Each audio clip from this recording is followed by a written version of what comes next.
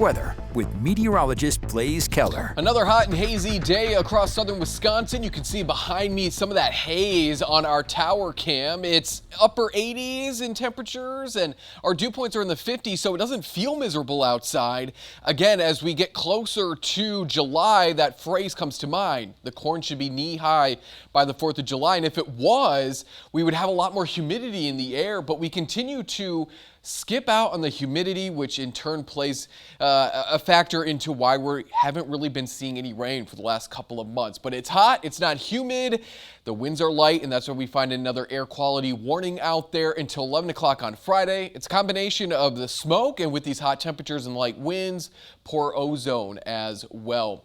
On the edge of what seems to be another high pressure system bubble, we've got showers and thunderstorms, even some severe weather off towards Denver and off towards our southeast, cloud cover and rain as well. We're kind of sitting right in the middle of that area where there's just no rain, and that's where we find some of that porous air as well. We got moderate air across all of Wisconsin, and you can see elsewhere where the yellow is. Not necessarily the worst air quality that we could see or have seen, but it might not be great for everybody. So let's limit maybe our time outdoors if we're sensitive to some of that poorer air, not only tonight, but tomorrow as well.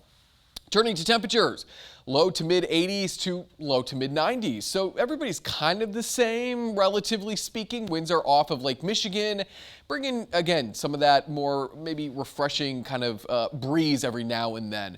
But generally speaking, we're quiet, and we're going to stay quiet as we go overnight and kick off your weekend. That Friday morning commute will be quiet across all of southern Wisconsin. As we look ahead into the late afternoon, once again, make some plans to be outdoors. If you can stand the heat and some of that haze, it's going to be a nice start to the weekend.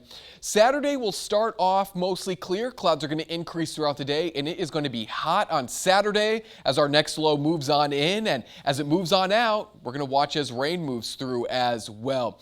We're really going to want more of those yellows and greens overhead, but at this point, with 2 months in a row in the Madison area not accumulating an inch of rain throughout the whole month, we'll take a quarter, we'll take a half, we'll take more than that. Whatever rain we can get at this point, we need as drought conditions continue to worsen across the state. And until that cloud cover moves on in, our UV index is going to be on the higher side both Friday and Saturday as well. We'll switch gears here quickly because it's kind of rare that this early into the hurricane season we've got not one but two areas that we're watching. These quickly developed in some very warm air marked by warm waters marked by those darker reds off of Africa, and at least one of them looks to be headed towards the United States. Brett, I believe, is going to stay well off to our south. We'll see how they impact our weather here and kind of influence the jet stream later on. Back at home, 50s and 60s tonight. The driest May and Junes consecutively. We're at number one with only an inch and 8/10 of an inch accumulated for both months. Back in 1992 was our second driest May and June consecutively.